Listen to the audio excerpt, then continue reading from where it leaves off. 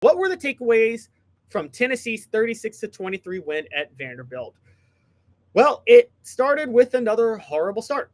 For the second straight week, Tennessee started the game off horribly. Remember, last week they were scoreless in the first quarter against UTEP before they ended up winning 56-0. We thought at that time that was because they were lollygagging around because they were so focused on the other noon games that affected their playoff outcome, most notably Indiana and Ole Miss. Both of those teams lost, by the way. In reality, maybe they just needed time to get rhythm. I mean, this team has looked bad to start games offensively in particular all year long. They went 3 straight games without scoring in the first half, won 2 of them.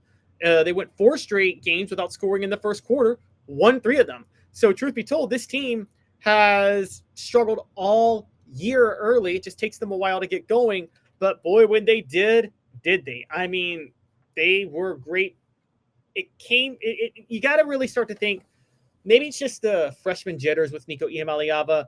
Maybe it's just some little mistakes here and there. I think a lot of this is Josh Heupel, the way he's built his team. They prep so hard that teams nowadays throw a little bit different wrinkles at Tennessee that they didn't expect to see because Josh Heupel has shown a propensity to not be able to adjust. And I think they're testing over whether or not he can adjust. And to this point, by the way, we have to be fair. Josh Heupel has adjusted many times relatively well. We can criticize the Georgia game. We can criticize Tim Banks not blitzing. We can criticize the Arkansas game and the offensive woes. But in general, given all these horrible starts, you have to say that Josh Heupel's better at pregame or in-game adjustments than we thought. Because, again, Tennessee, for those who don't remember, against Vanderbilt took the opening kickoff, ran it into the end zone for a touchdown to go up 7-0. Dylan Sampson fumbles on the Vols' opening offensive drive, which sets up another Vanderbilt touchdown to put them up 14-0. Not only that, Tennessee then scores a touchdown to make it 14-7, but Vanderbilt marches right down the field to make it a 17-7 game entering the second quarter. And you just felt that Tennessee the battered fall syndrome was kicking in, and not just battered fall syndrome, but battered SEC favorites on the road syndrome this year in college football was going to kick in. Both of those things together made everybody believe they were going to lose. So for Tennessee to recover is a big deal. How did they recover? Well, that's our second takeaway of the game. Big plays early dictated the outcome. We talked about the kickoff return for a touchdown. We've talked about the Dylan Sampson fumble. How about this? How about the fact that Tennessee was stopped on a 4th and short when they're never stopped on 4th and shorts when they get under center? They did that, which gave Vanderbilt a ton of momentum. And most notably, Nico Iamaleava underthrew Dante Thornton on what should have been a clear-cut touchdown pass, but he just underthrew it, so the pass was intercepted. Those were the big plays for Vanderbilt. However, Tennessee had some of their own big plays, particularly in the second quarter. Jermon McCoy had one of the most incredible interceptions you will ever see. It was right after Tennessee got stopped on their 4th down play. You had to really love that. Of course, Iamaleava followed that up with an interception of his own, but then Tennessee got a 4th down stop. And that was a big deal. Those two things, all of those things together were all the big plays, but that wasn't it. After Tennessee got a 4th down stop, they had the issues on kickoffs, but Max Gilbert nailed a 50-yarder that hit the top of the crossbar and bounced in to cut Tennessee's lead deficit to 1 score.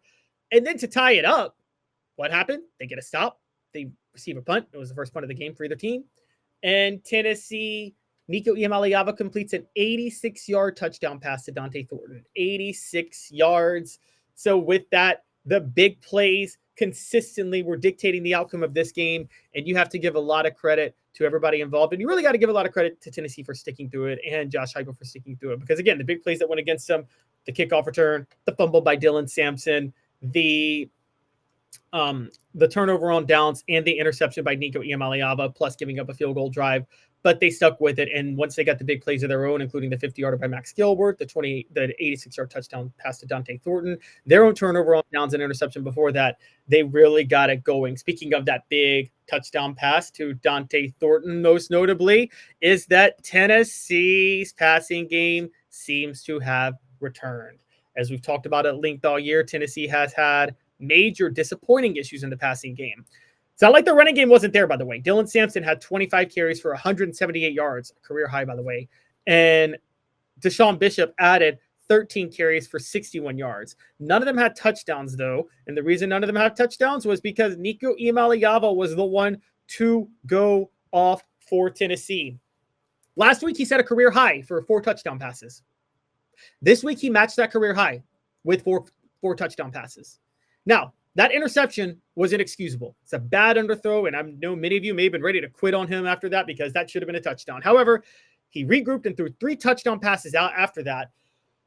He threw 2 touchdown passes to Dante Thornton, including a 21-yard completion to Chris Brazel on a 3rd down to keep the first drive alive when Tennessee was trailing to 14-0 before the 28-yard touchdown pass to Dante Thornton. Then he threw the 86-yard touchdown pass to Dante Thornton.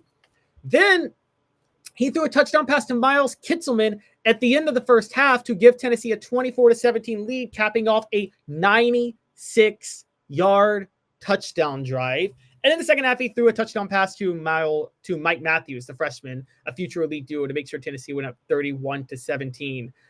Speaking of big plays, by the way, the defense got a safety after that, and Tennessee then got a field goal to go up 36-17. We'll talk about that in a minute, but most notably, Iamaleava was the star in the passing game. He completed 18 of 26 passes for 257 yards, 4 touchdowns, 1 interception, and he also ran it 6 times for 42 yards. So he had a total of 299 yards, averaging 9.9 yards per an attempt, and throwing the 4 touchdowns. The passing game, guys, it's no longer a fluke. I know Vanderbilt's defense isn't great, but he did it in an SEC game. And just for the record, looking at his regular season numbers now, Nico Iamaleava finished the season, and this is kind of interesting, guys. I actually want to point this out to you. He finished the season with 15 touchdown passes, completed 181 of 277 for 2,255 yards.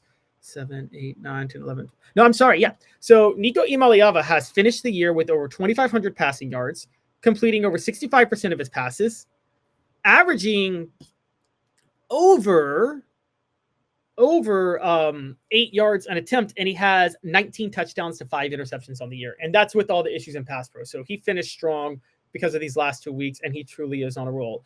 Last couple of takeaways real quick. We could talk about the injuries. Not only did Nico do this, but he did it amidst an array of injuries. As we talked about Dante Thornton and his 3 catches for 118 yards, who led the team in receiving. Well, he left the game with an injury. Rue McCoy got hurt in the pregame, so he was down 2 receivers by the end. Dylan Sampson had to leave due to an injury on a run at one point before returning. Peyton Lewis was out for the game due to an injury. He got hurt during the game. And Squirrel White was taken out late due to a cheap shot. So injuries really wrecked this team consistently, and they continue to persevere, and Nico Iamaleava deserves a lot of credit for it, as did the rest of the team.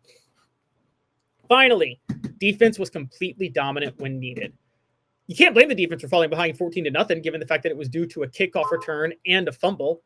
I mean, after that, Tennessee went on a run, outscoring Vanderbilt 36-3. The defense forced a safety when it was 31-17. Tyree West got a tackle in the end zone, and they held Vandy to just 212 yards. And most of those yards, by the way, were on a meaningless touchdown drive when the Vols led 36-17, and it was the 4th quarter, and Tim Banks was just trying to make Vanderbilt work the clock and run it out, which they did. So Vanderbilt ended up scoring to cut it to 36-17, but it was a major, major, major dominant performance by the defense against an offense that has been very, very good throughout the year. So the defense gets a lot of credit, not for that drive and them trying to run clock at the very end. Basically what happened was if you really look at what really counts, they effectively held Vanderbilt 250 yards of total offense. That was pretty much it. So you got to give the defense a ton of credit. This was a great defensive performance overall. Again, now I'm going to point out Vanderbilt did move the ball in the first quarter, even though they only got 3 points against the defense on drives where the defense wasn't put in a bad spot. I mean, there was a fumble and there was a kickoff return. But I will say at the same time, the defense mostly did what it needed to do.